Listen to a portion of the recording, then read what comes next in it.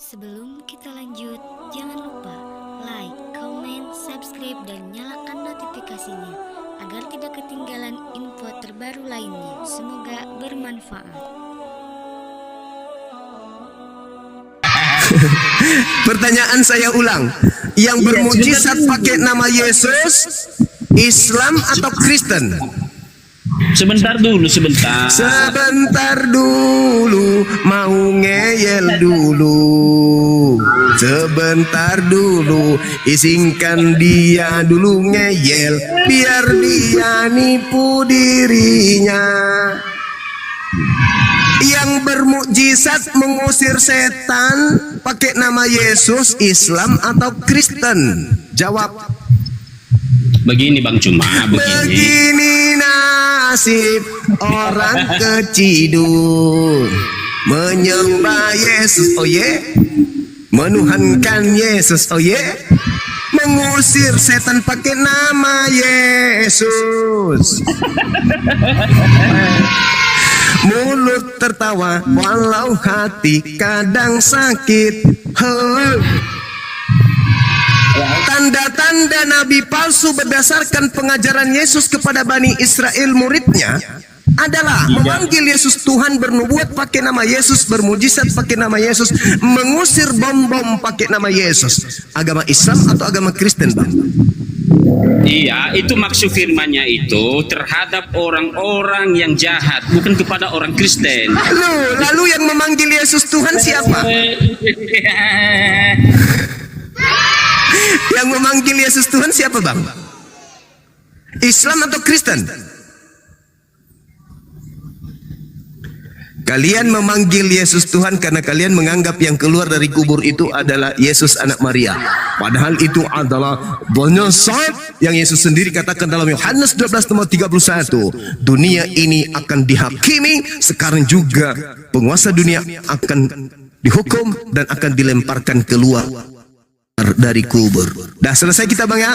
Waktu saya mau sholat Jumat, saya rasa Anda berpikir lagi, apakah Anda ingin mati dalam keadaan memanggil Yesus Tuhan, atau Anda ingin meninggalkan agama yang kata Yesus, pada hari terakhir nanti aku akan berterus terang kepada mereka, enyahlah daripada aku tidak mengenal kalian, kalian semua adalah pembuat kejahatan. Itu kata Yesus, Matius 7 nomor 22 sampai nomor 23. Barakallah membambung. Itu, Bang. Itu dalil, Bang. Kalau kami umat Islam, wah, qad aflahal mu'minun. Beruntunglah orang-orang yang mukmin, kata Allah. Alladzina hum, orang-orang yang melaksanakan apa? Salat. Beruntung kami. Nah, kalau kalian, enyahlah daripadaku, kalian semua adalah pembuat kejahatan. Alamat itu menyedihkan itu, Bang. Tapi kalau kami umat Islam, dikatakan oleh Allah, kami itu adalah orang-orang yang beruntung karena kami beriman kepada Allah, beriman dengan iman yang sejelas-jelasnya.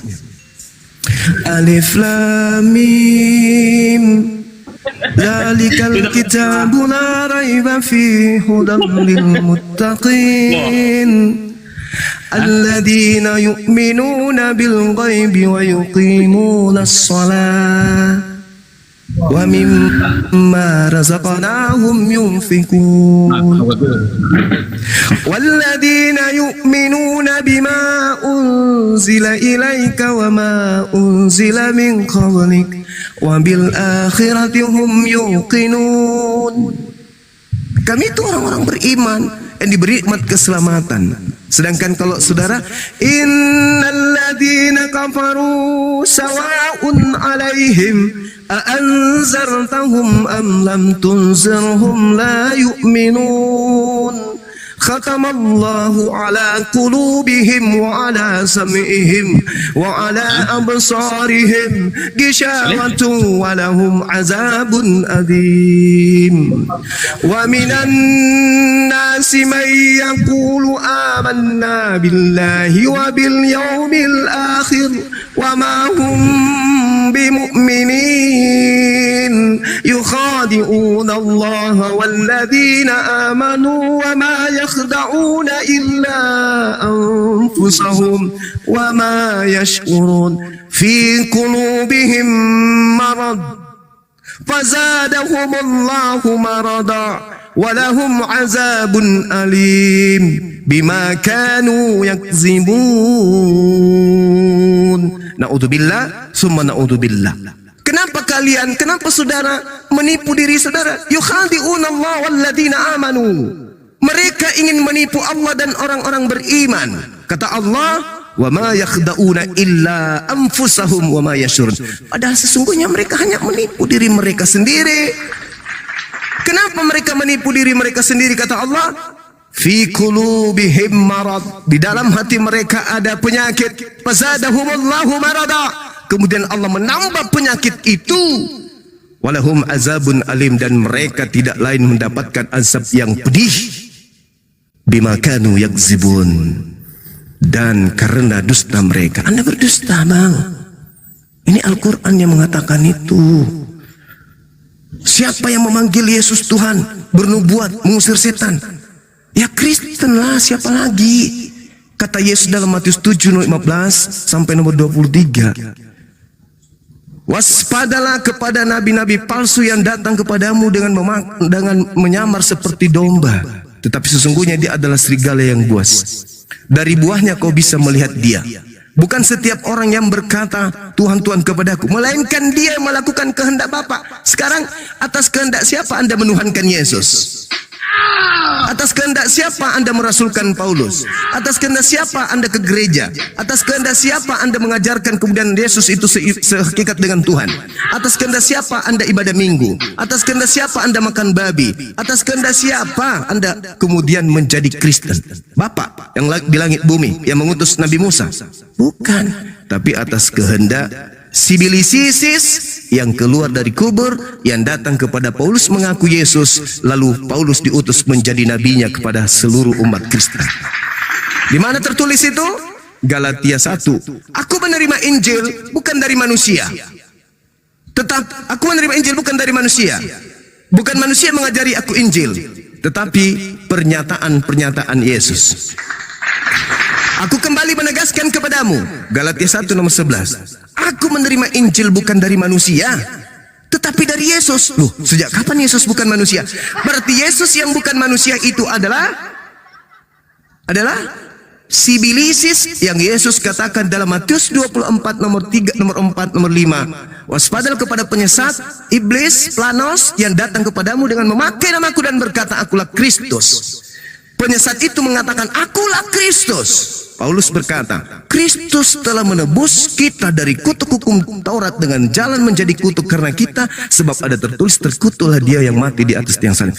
Yang dikutuk itu iblis, bang. Iblis yang dikutuk itu. Saya kira begitu, saudaraku duha. Karena waktu saya harus ibadah. Terima kasih sudah ada di sini. Selamat siang. Siang saudara duha. Maafkan kalau ada kata-kata yang tidak berkenan. Saya semata-mata menyampaikan dalil. Besok atau lusa atau sore atau sebentar malam abang boleh datang ke sini klarifikasi. Abang Zuma salah, keliru Bang Zuma. Masya Allah, saudara saya ini ganteng ternyata. Masalah, salah menafsirkan.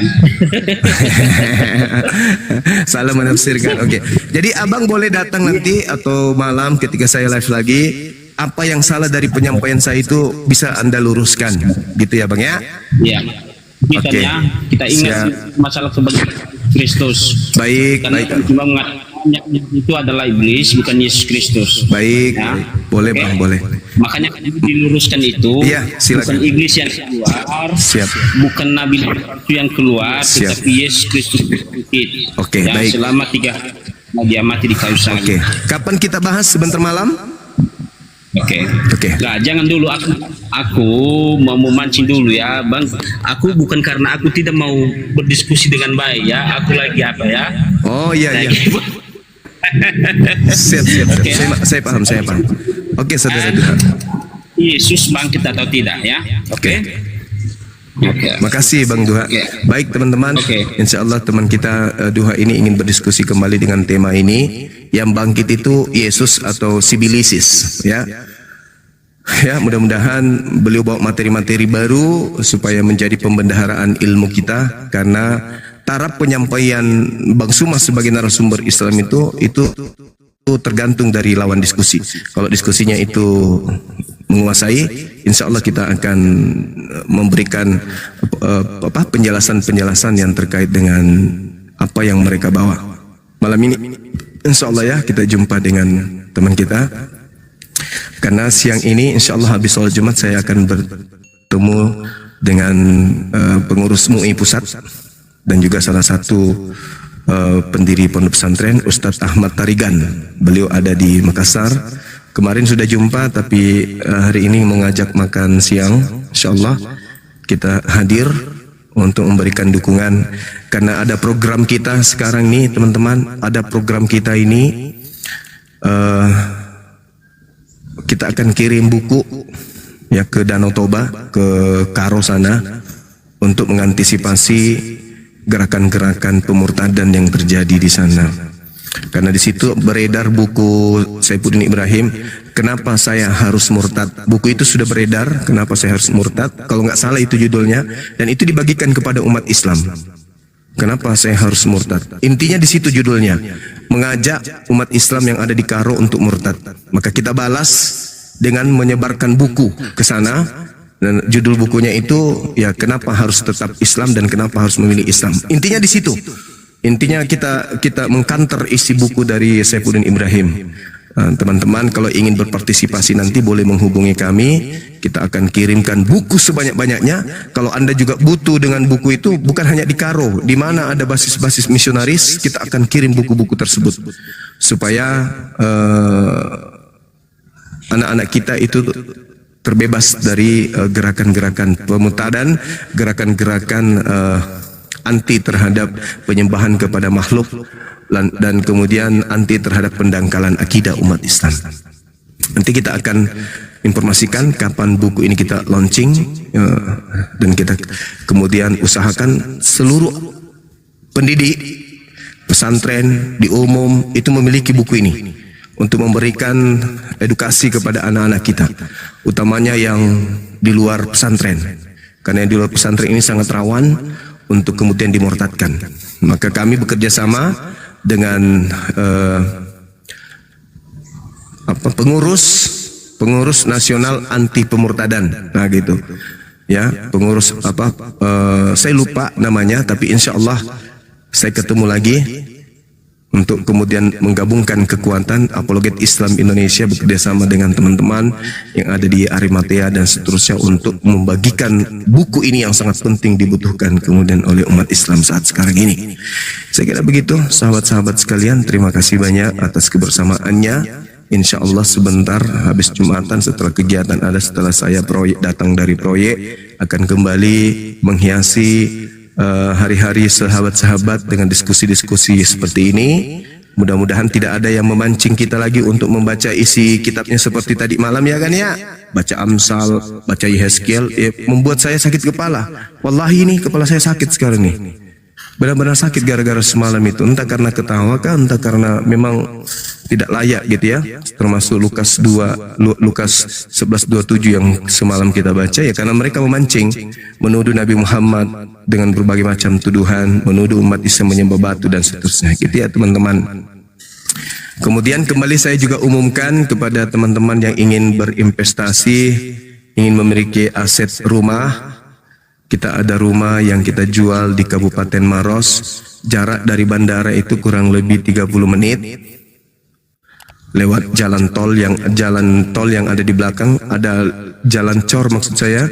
Lebar jalan itu 6 meter lebih. Jadi dari tol bandara langsung Asrama Haji ke belakang itu kurang lebih 30 menit sudah nyampe. Subsidi pemerintah harga 173. Saya bebaskan DP-nya ya teman-teman.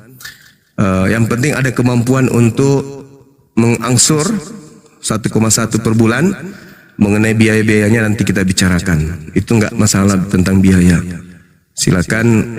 Luasnya 6 kali 13 meter persegi tipe 36. Bisa langsung ditenggalin.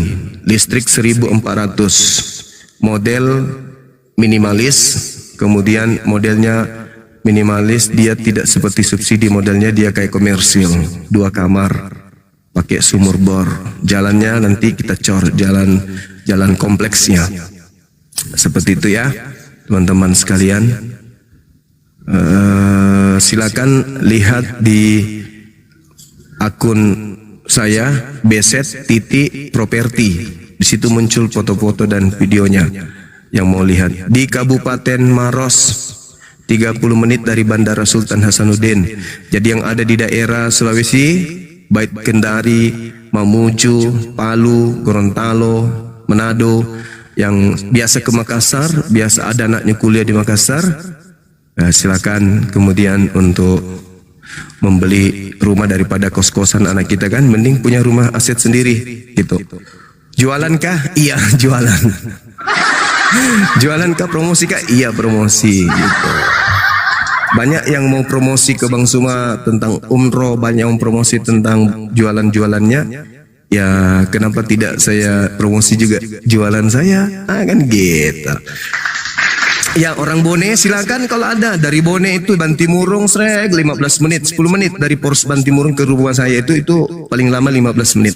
Lewat belakang Bantimurung ada jembatan, lewat Bantimurung ada jembatan, Bantimurung pas depan Bantimurung ada jembatan kiri, sana 15 menit sampai di kompleks perumahan. Keluar asrama haji, terus 25 menit sampai ke bandara. Jadi kalau dari Bone itu cepat sekali. Seperti itu. Jadi yang mu'alaf ya, semuanya saya bebaskan. Kalau betul-betul ada sertifikat mu'alafnya, mau ngambil rumah di tempat kita, saya bebaskan semuanya, tinggal ngangsur aja.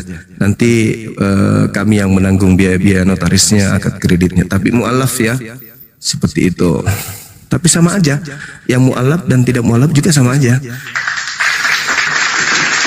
Oke, saya kira begitu, sahabat-sahabat sekalian. Kita akhiri dulu ya, karena kita mau ibadah Jumat. Mudah-mudahan apa yang kita sampaikan ini ada edukasi. Case-nya 173. Itu pun saya kasih diskon. Saya kasih diskon 4 juta. Jadi 169. Kalau bayar cash. Ya. Oke, saya kira demikian. Terima kasih, daripada saya pungut perpuluhan kan ya. Lebih baik saya berbisnis kan gitu kan halal.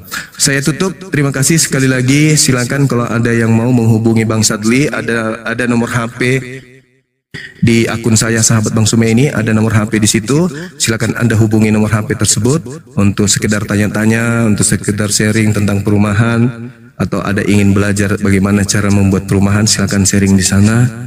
Ya, mudah-mudahan kita bisa